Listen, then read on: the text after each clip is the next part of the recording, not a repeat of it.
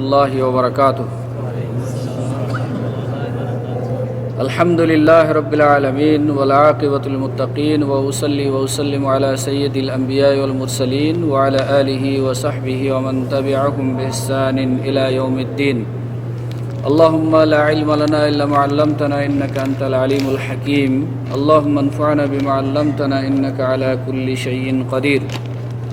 أما بعد أعوذ بالله من الشيطان الرجيم وأحل الله البيع وحرم الربا. সম্মানিত উপস্থিতি, যাবতীয় প্রশংসা মহান রব্বুল আলামিনের জন্য, যার অশেষ মেহেরবানিতে আমরা ক্রয় বিক্রয় তথা ব্যবসা বাণিজ্য সংক্রান্ত কিছু নীতিমালা সংক্রান্ত হাদিস ধারাবাহিকভাবে অধ্যয়ন করতে পারছি, তারই তরে বলি আলহামদুলিল্লাহ। অতঃপর লাখ কোটি দরুদ ও সালাম বর্ষিত হোক নবী মুহাম্মদুর রাসূলুল্লাহ সাল্লাল্লাহু আলাইহি ওয়াসাল্লামের উপর।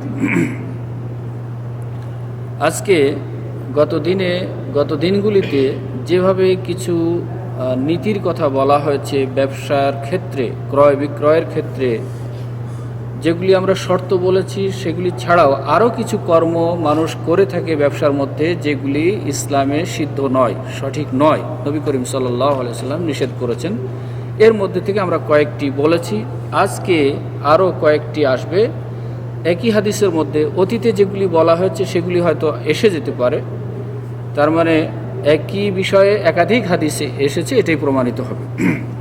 আজকে যে প্রথম হাদিসটি পড়া হবে সেটি ইবনে উমর রাদিয়াল্লাহু তাআলা আনহু বর্ণিত হাদিস।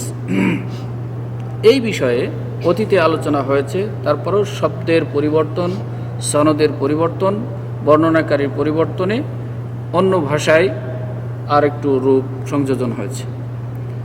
ওয়ান ইবনে উমর রাদিয়াল্লাহু তাআলা আনহুমা قال ابتعت زيتا في السوق فلما استوجبته لقيني رجل فأعطاني به ربحا حسنا فأردت أن أضرب على يد الرجل فأخذ رجل من خلفي بذراعي فالتفت فإذا هو زيد بن ثابت فقال لا تبعه حيث ابتعته حتى تحوزه إلى رحلك فإن رسول الله صلى الله عليه وسلم نهى أن تبتاع السلع حيث تبتاع نهى أن تباع السلع حيث تبتاع حتى يحوزها التجار إلى رحالهم.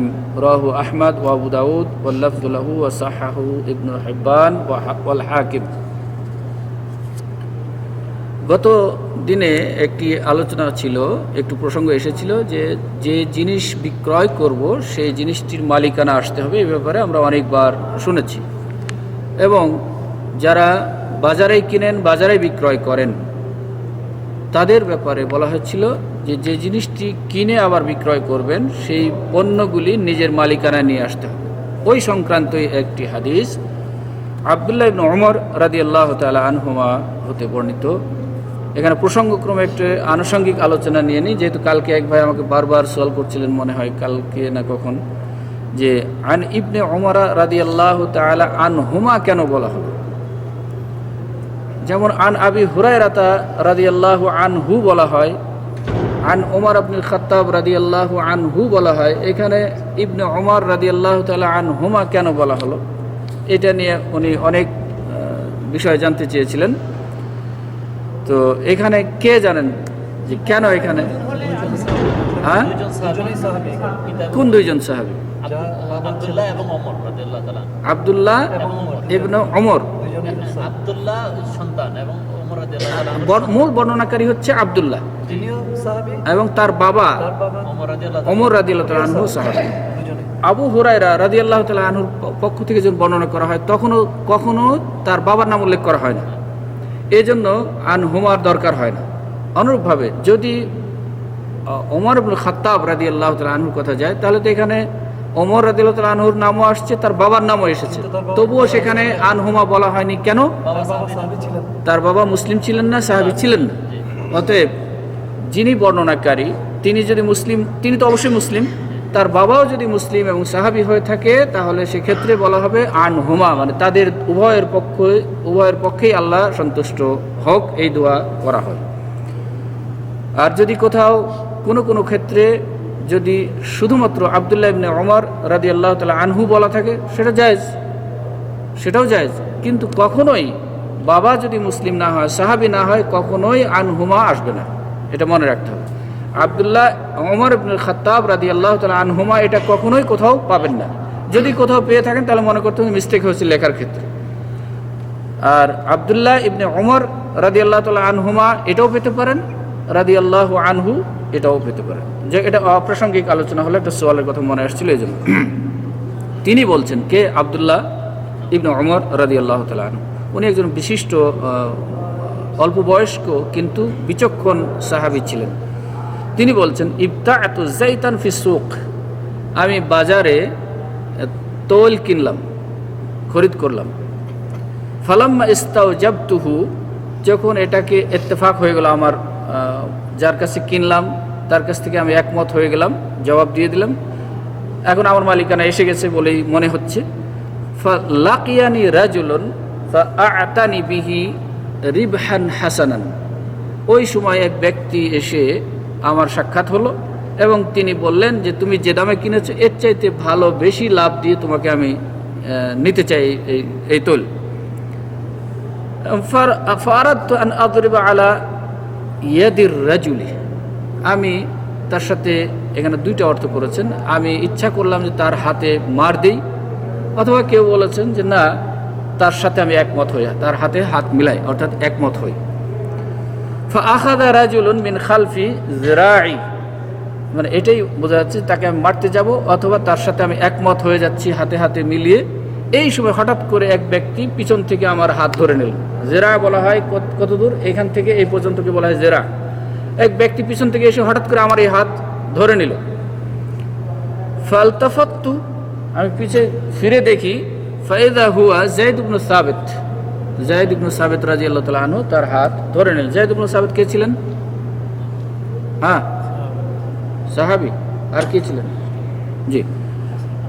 ফাকালা, তিনি আমাকে বললেন, লা তাবি'হু হাইসু ইবতা'তাহু হাত্তা তাহুজাহু ইলা রাহলিক, তুমি এটা বিক্রয় করো না, যেখান থেকে কিনেছো সেখানেই আছে, এই অবস্থায় তুমি বিক্রয় করো না যতক্ষণ পর্যন্ত এই পণ্য, এই সামগ্রীকে তোমার জায়গায় অথবা তোমার যানবাহনের আরোহণ না করাবে, অর্থাৎ ওই জায়গা থেকে সরিয়ে না নেবে ততক্ষণ পর্যন্ত এটা বিক্রি করবে না। কেন? উনি কারণ বললেন, ফাইন্না রাসূলুল্লাহি সাল্লাল্লাহু আলাইহি ওয়াসাল্লাম নাহা আন তুবাআস সিলাউ হাইসু তুবতা', কেননা নবী করিম সাল্লাল্লাহু আলাইহি ওয়াসাল্লাম এই মর্মে নিষেধ করেছেন যে যেখান থেকে তুমি ক্রয় করছো সেখানে রেখেই বিক্রয় করতে নিষেধ করেছেন। এই জন্য আমি তোমাকে নিষেধ করছি, যেহেতু তুমি ওই ব্যক্তির কাছ থেকে কিনেছো, এখনো তোমার মালিকানায় নিয়ে আসো নাই, তোমার জায়গায় নিয়ে আসো নাই, তোমার যানবাহনের উপরে উঠাও নেই, ওই জায়গা থেকে সরাও নেই, অতএব এইটা বিক্রয় করো না। অন্য একটা বর্ণনা এসেছে, হাত্তা ইয়াহুজাহা আত-তুজ্জারু ইলা রিহালিহিম, ব্যবসায়ীরা, তুজ্জার, তাজেরের বহুবচন হচ্ছে তুজ্জার, যতক্ষণ পর্যন্ত তারা নিজেদের রেহাল যানবাহনের কাছে না নিয়ে আসবে ততক্ষণ পর্যন্ত ওইটা বিক্রয় করা যাবে না। এই মর্মে রাসূল সাল্লাল্লাহু আলাইহি ওয়াসাল্লাম যেহেতু নিষেধ করেছেন, সেই হেতু তিনি যায়েদ ইবনে সাবিত রাদিয়াল্লাহু তাআলা আনহু এটা বলে দিলেন। এখানে যে বিষয়টি হতে পারে, আব্দুল্লাহ ইবনে ওমর রাদিয়াল্লাহু তাআলা আনহুর এই বিষয়টি তখন স্মরণে ছিল না, ওই মুহূর্তে হয়তো স্মরণে ছিল না। যায়েদ ইবনে সাবিত রাদিয়াল্লাহু তাআলা আনহু যখন তাকে স্মরণ করিয়ে দিলেন তখন সেটা তিনি অবলম্বন করলেন। এই বিষয়ে যেহেতু আমরা পূর্বে আলোচনা করেছি সেহেতু আর খুব একটা দরকার নাই। অন্য কথায় বলতে পারা যায় যে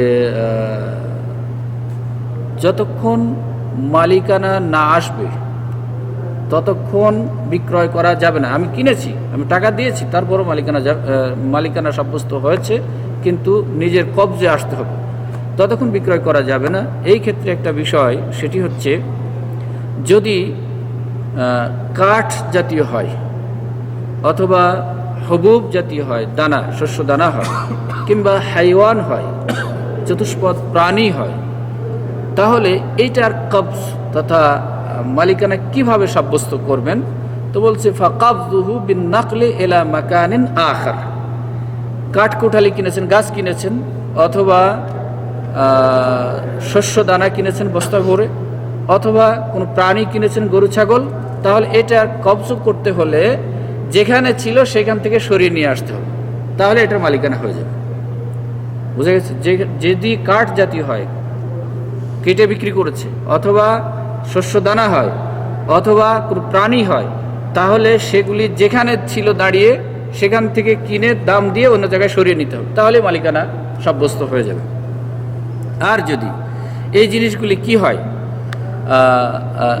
আকার হয়, ভূমি হয়, জমি হয়, অথবা ফল হয়, যে ফল এখনো গাছেই আছে, অথবা ফল গাছ থেকে পাড়া হয়নি, অথবা এমন গাছ যে গাছগুলি এখনো কাটা হয়নি, তাহলে সেটার অবস্থা কি হবে? তো বলছে ফাকাবযুহু বিতাখলিয়াতি কাউলুহু, কেননা হাদিসে বলা হচ্ছে ফালাম্মা ইস্তাওজাবতুহু।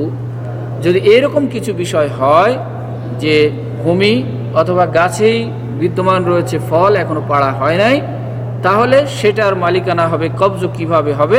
বলে আমি এটা ক্রয় করে নিলাম, উনিও বললেন যে আমি তোমাকে বিক্রয় করে দিলাম এবং পণ্যর যে মূল্য সেই মূল্য পরিশোধ করে দিলাম, তাহলে এটার মালিকানা সাব্যস্ত হয়ে যাবে।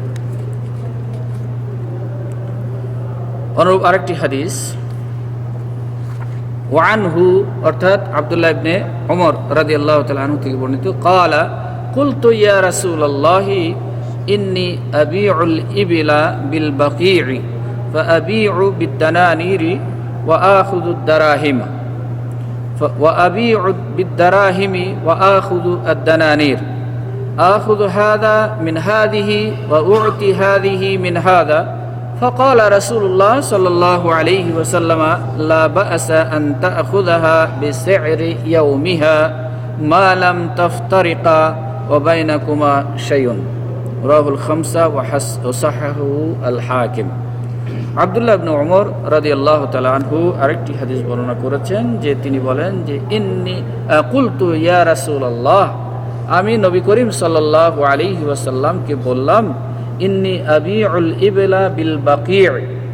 বাকী জানেন মদিনার মসজিদের অতি নিকটবর্তী, এখন তখন অনেক দূরে ছিল, এখন অতি নিকটবর্তী মসজিদের সাথেই লেগে গেছে বলা যেতে পারে।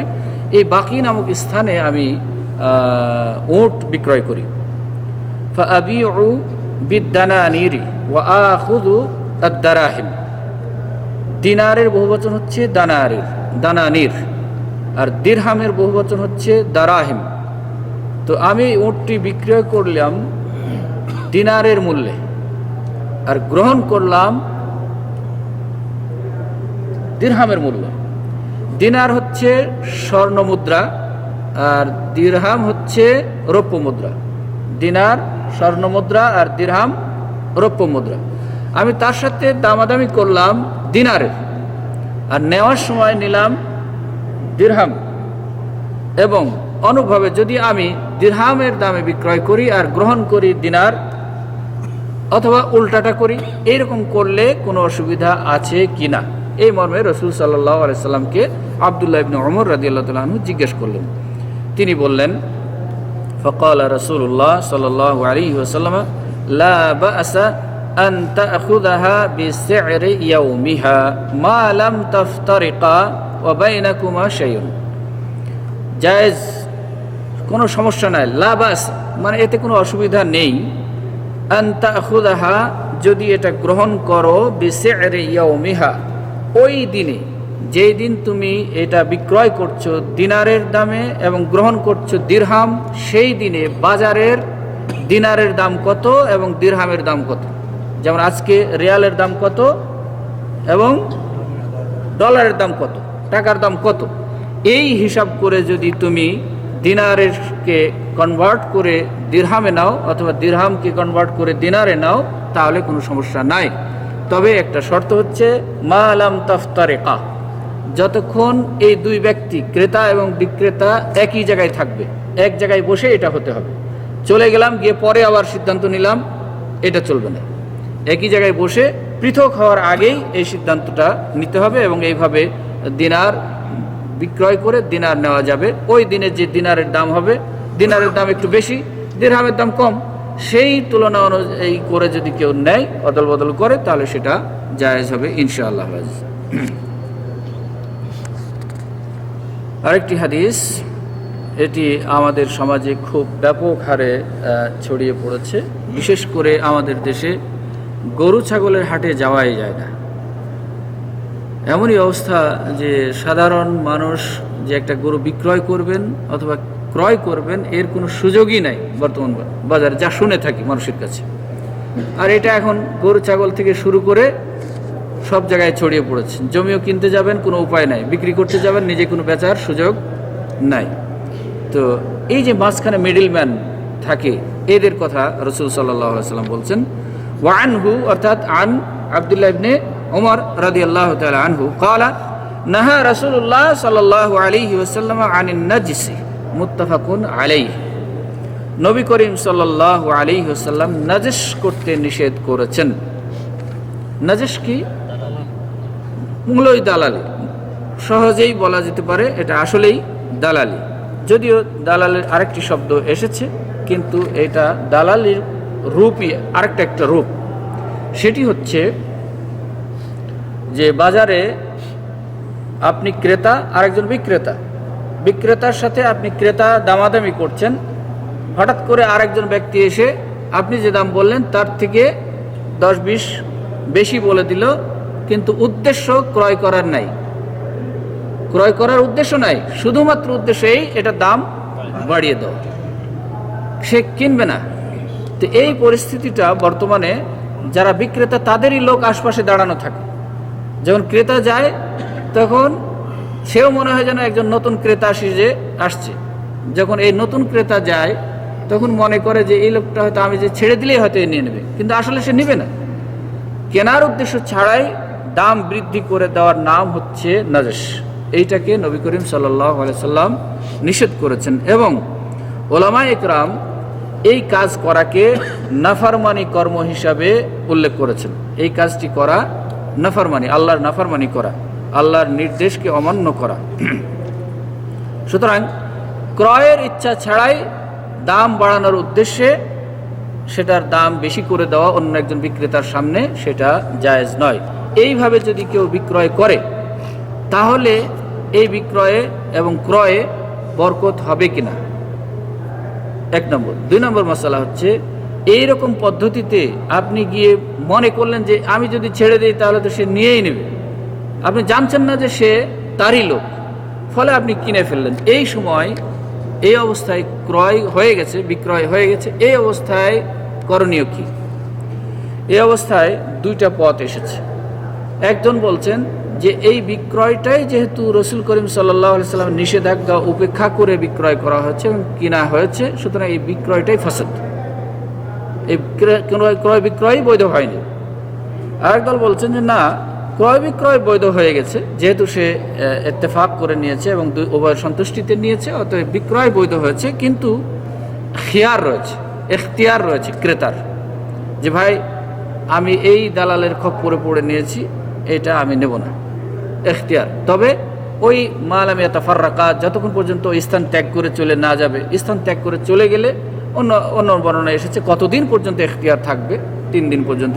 কিন্তু এখানে এই অবস্থাতেই যদি সে বুঝতে পারে, বলে যে না আমি এই চুক্তি ভঙ্গ করলাম, ক্রয় বিক্রয়ের চুক্তি ভঙ্গ করলাম, সেটা তার এখতিয়ার রয়েছে। কিন্তু এই কাজটিকে অবশ্যই নাফরমানির কাজ হিসাবে উল্লেখ করা হচ্ছে। এটাও যেহেতু এক ধরনের ধোঁকা, সে নিবে না অথচ অন্যকে ধোঁকা দিচ্ছে। তবে এই বিষয়ে একটা সওয়াল নিয়ে এসেছেন, যদি প্রকৃতপক্ষে এমন হয় যে যিনি এই নাজস করছেন, এই কাজটি করছেন, দাম বাড়িয়ে দিচ্ছেন, তিনি যদি এমন উদ্দেশ্যে করেন যে একজন বিক্রেতা কোনো জিনিস বিক্রয় করতে এসেছে, সত্যিকার অর্থে সে দাম সম্পর্কে জানে না এবং নির্দিষ্ট কোনো দামও বলছে না, কিন্তু লোকে দামাদামি করছে, লোকে যে ডাকের মতো করছে। এখন সেই উদ্দেশ্যে যদি উনি মনে করেন যে না, প্রকৃতপক্ষে এই জিনিসটির দাম 500 টাকা আছে, কিন্তু যারা ক্রেতা দাঁড়িয়ে আছে ডাক তুলছে, এরা হয়তো 200 টাকার বেশি কেউ বলছে না। সেই ক্ষেত্রে যদি তার উদ্দেশ্য ভালো থাকে যে না, লোকটি আসলে মূল্য থেকে, ন্যায্য মূল্য থেকে ঠকে যাচ্ছে, সেই ক্ষেত্রে যদি উনি মনে করেন না এই 200 টাকার জায়গায় 500 টাকা আসলে বাজারের দাম আছে, সেখানে লোকজন যেহেতু কেউ 200-র বেশি বলছে না, সেহেতু তিনি বাড়িয়ে বলতে পারেন। এই ক্ষেত্রে বলা জায়েজ, নিয়তের উপরে নির্ভর করবে। আরেকটি হাদিস,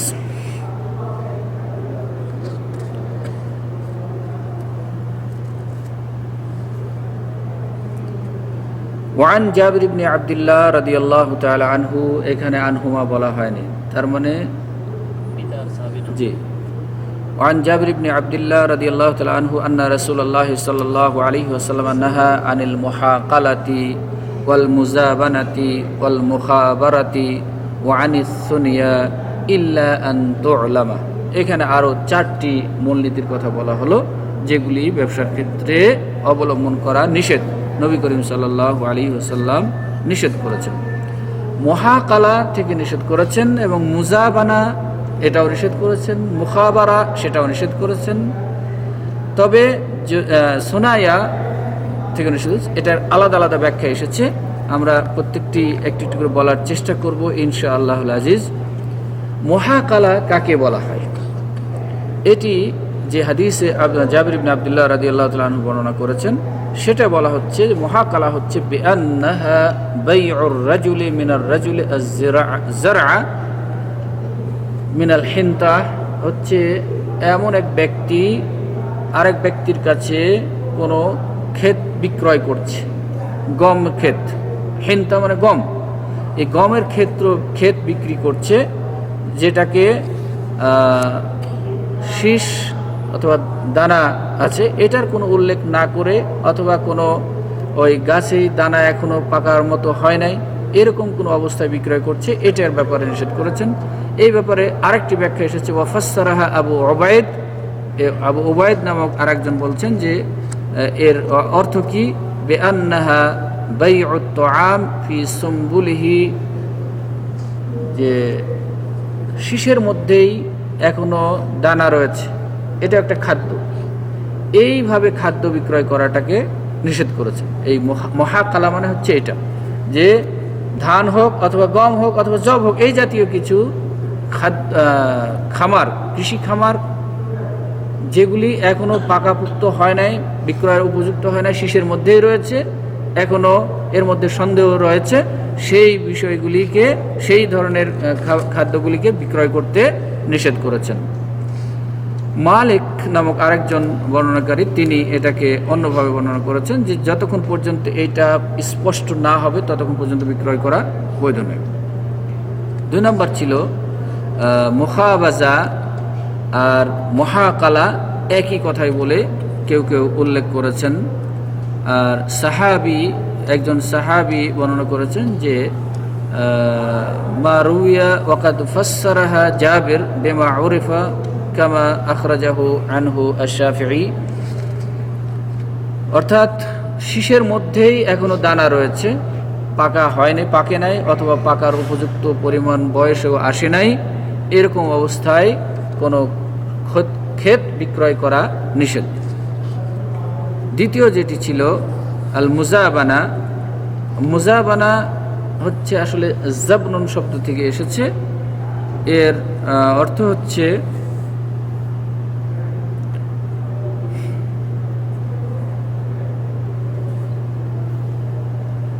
এটি হচ্ছে হুয়া আদ-দাফউ আশ-শাদীদু কাআন্না কুল্লা ওয়াহিদিন মিনাল মুতাবাঈআইনি ইয়াদফাউ আল-আখারা আন হাক্কিহি। যে মুজাবানা হচ্ছে যে দুজন ক্রেতা এবং বিক্রেতা নিজের অধিকার ছেড়ে দিয়ে আন্দাজে একটা পরিস্থিতি সৃষ্টি করছে, যে কি দাম আর কি পরিমাণ এসবের কোনো উল্লেখ নাই, এইভাবে কোনো ব্যবসা করা যাবে না। জিনিসের উল্লেখ থাকতে হবে, দামেরও উল্লেখ থাকতে হবে।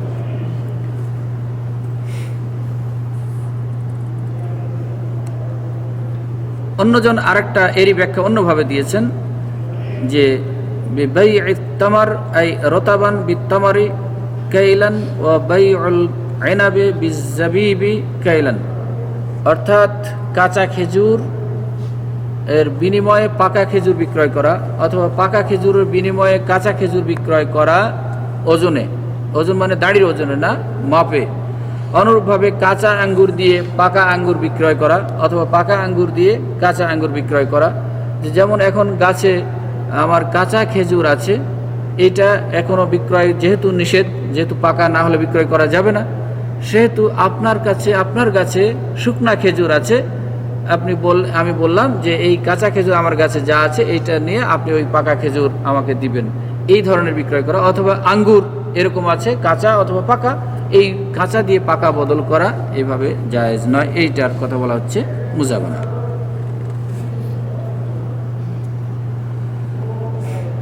আরেকটি হচ্ছে তৃতীয় যে বিষয়টি বলা হলো মুখাবারা।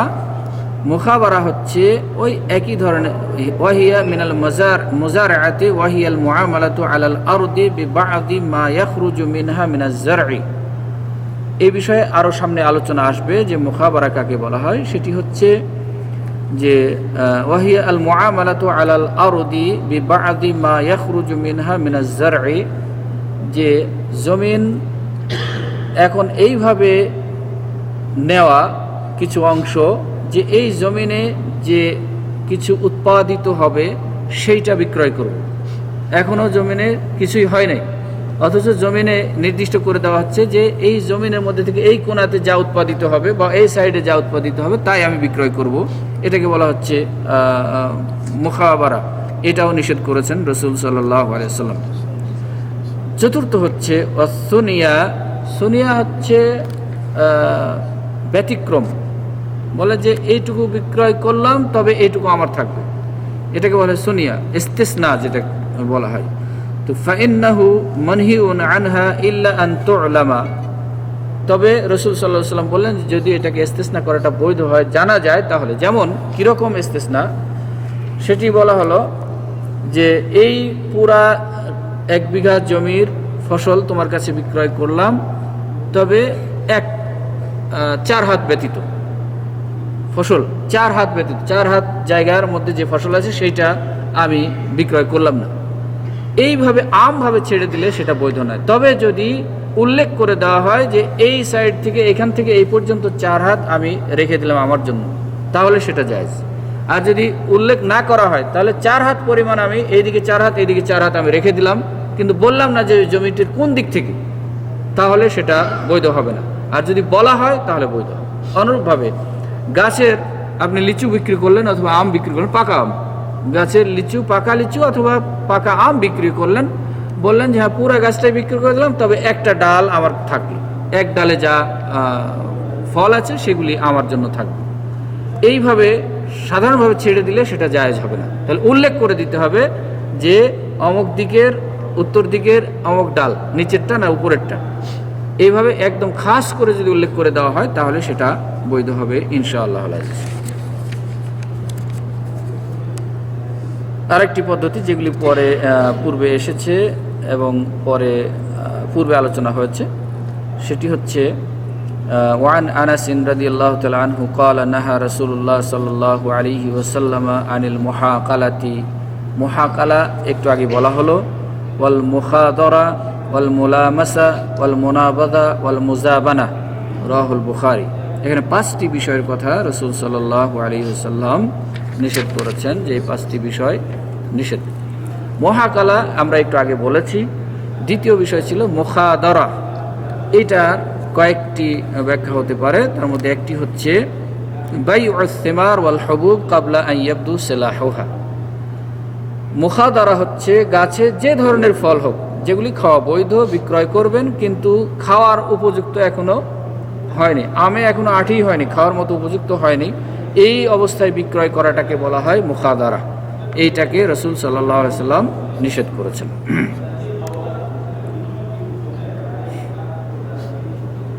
তবে যদি এরকম শর্ত করে নেওয়া হয় উভয় পক্ষ, যে ঠিক আছে আমি এই গাছটাই যে ফল এসেছে এই ফলটা পাকা পর্যন্ত অপেক্ষা করে যে অবস্থায় যাবে, যতগুলি থাকবে সেগুলি আমি কিনব, কিন্তু এখন আমি কথা করলাম যে পাকা অবস্থায় খাওয়ার উপযুক্ত হওয়া পরিমাণ অবস্থায় যেতে যে পরিমাণ থাকবে সেটা আমি কিনব, তাহলে বৈধ। নর্মালি এখনও খাওয়ার উপযুক্ত হয় নাই কোনো ফল, এরকম ফল বিক্রয় করা জায়েজ নয়। 3 নম্বর বিষয় ছিল আল মোলামাসা। মোলামাসার বর্ণনা একাধিকভাবে এসেছে। সেটি হচ্ছে, এর আগে মনে হয় আমরা বলেছি, আন্নাহা লামসুর রাজুলি আস-সাওবা বিয়াদিহি বিল-লাইলি আও আবিন নাহার। যেমন ওই যে আগে বলা হয়েছিল যে কঙ্কর নিক্ষেপ করে কাপড়ের ক্রয় করা, এই কথাটাকে লামস বলা হচ্ছে। এখন স্পর্শ করে, সেই স্পর্শটা হবে হয় রাতে হোক অথবা দিনে হোক। কাপড় আমি স্পর্শ করে নিলাম, যতটুকু স্পর্শ করবে এটুকু আমি খরিদ করব, এইভাবে নিষেধ করা হয়েছে। রাসূল সাল্লাল্লাহু আলাইহি ওয়াসাল্লাম নিষেধ করেছেন। কেননা এই মর্মে হাদিস এসেছে, ইমাম নাসাই বর্ণনা করেছেন আবু হুরায়রা রাদিয়াল্লাহু তাআলা আনহু থেকে। তিনি আরেকটি বলেছেন যে কোনো ব্যক্তি এরকম বলবে যে আর রাজুলু ইয়াকুলু রাজুলু লিরাজুলি আবিউকা সাওবি বিসাওবি বিসাওবিকা ওয়ালা ইয়ানদুরু আহাদুম মিনহুমা ইলা সাওবিল আখির ওয়ালাকিন্নাহু ইয়ালমাসুহু। এরকম যে আমারও কাপড় আছে, তোমারও কাপড় আছে, তুমিও কাপড় বিক্রি করবো, আমিও কাপড় বিক্রি করব, তবে এই কাপড়টা স্পর্শ করে বিক্রি করা হবে, কেউ কাপড়ের দিকে দেখবে না। অর্থাৎ এখানে আপনার কাপড় আছে, বিক্রয় করছেন, ওই যে ঢাকা কোন জায়গায় কাপড় বিক্রি হয় বেশি? ইসলামপুর। সেখানে গেলেন, আপনিও কাপড় বিক্রেতা আপনার এলাকায়, ওইখানে গিয়ে উনি বললেন যে তুমি দিনে হোক রাতে হোক এই কাপড় স্পর্শ করে যতটুকু নিতে পারবা ততটুকু দাম। এইটা এইভাবে করা নিষেধ, এইভাবে বলা নিষেধ। দেখবে না, চোখে দেখে নয়, আন্দাজে চোখ বন্ধ করে, সেটা দিনের বেলায় হোক অথবা রাতের বেলায় হোক, শুধু স্পর্শ করে নেবে। এই স্পর্শ করে জায়েজ নয়। অনুরূপভাবে আরেকটি মত এসেছে, যেটি ইমাম আহমদ বর্ণনা করেছেন। সেটি হচ্ছে আল মুলামাসাতু আইয়ালমাসা আস-সাওবা বিয়াদিহি ওয়ালা ইয়ানশুরুহু ওয়ালা ইয়াকবালুহু ইযা মাসসাহু ওয়াজাবাল বাই'।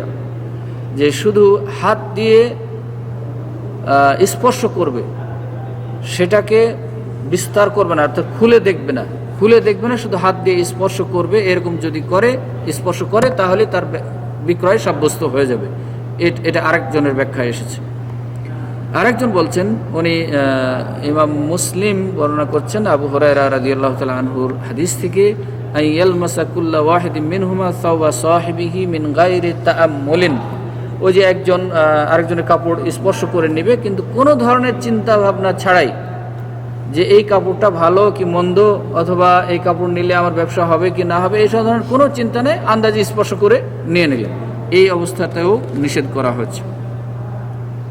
চতুর্থ যে বিষয়টি বলা হচ্ছে আল মুনাবাজা, এর ব্যাখ্যা ইমাম জুহরি বর্ণনা করেছেন, ইমাম ইবনু মাজা, সুফিয়ান রাদিয়াল্লাহু তাআলা আনহু এবং জুহরি রাদিয়াল্লাহু তাআলা আনহু থেকে বর্ণনা করেছেন যে আল মুনাবাজাতু আন ইয়াকুলা আলকি ইলাইয়া মা মা'আকা ওয়া উলকি ইলাইকা মা মা'i। তোমার কাছে যা আছে সেটা আমার দিকে ছুঁড়ে মারো, আর আমার কাছে যা আছে আমি তোমার দিকে ছুঁড়ে মারব। এই যে মুনাবাজা মানে নিক্ষেপ করার ব্যবসা, এটাও নিষেধ করা হয়েছে।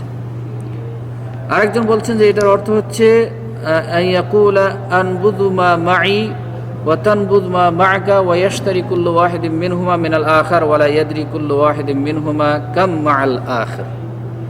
যে আপনার কাছে কতটুকু আছেন এটাও জানেন না আপনি, এবং আমার কাছে কতটুকু আছে এটাও আমি জানি না, কিন্তু আন্দাজি বলে দিলাম যে ঠিক আছে আমার কাছে যা আছে সবগুলি ফিকে মারবো, আপনার কাছে যা আছে সবগুলি ফিকে মারবো, মেরে ব্যবসা করবো, বলে এইটা নাজায়েজ। এটা যে কোনো জিনিস হতে পারে। ছোটবেলায় ওই যে কাচের মার্বেল খেলা হতো এইভাবে, নাকি খেলেছেন কেউ? জি।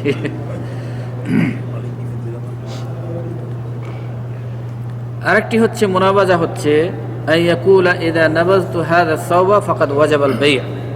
আরেকটা রূপ এরই বলা হচ্ছে যে আমি যখন এই কাপড়টা ফিকে মারবো তখনই ব্যবসা সাব্যস্ত হয়ে যাবে, ক্রয় বিক্রয় সাব্যস্ত হয়ে যাবে।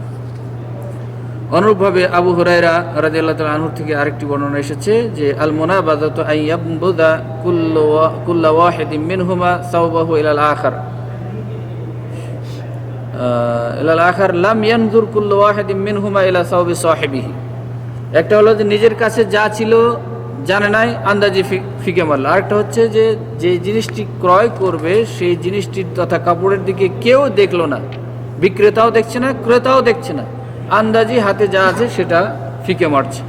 এই পদ্ধতি ব্যবহার করা জায়েজ নয়, এটাই নিষেধ করা হচ্ছে এই হাদিসটির মধ্যে। রসুল সাল্লাল্লাহু আলাইহি ওয়াসাল্লাম এই বিষয়গুলিকে নিষেধ করেছেন। সুতরাং আমরা চেষ্টা করব, যদি কেউ এরকম, যদিও এখন বর্তমানে মনে হয় আছে কিনা জানি না আমি, তবে থাকতে পারে, যেটা খুব সম্ভবত জুয়া লটারি যেগুলো হয়ে থাকে, এগুলো জুয়া লটারিরই অন্তর্ভুক্ত। এইভাবে ফিকে মারাটা জুয়া এবং লটারির অন্তর্ভুক্ত।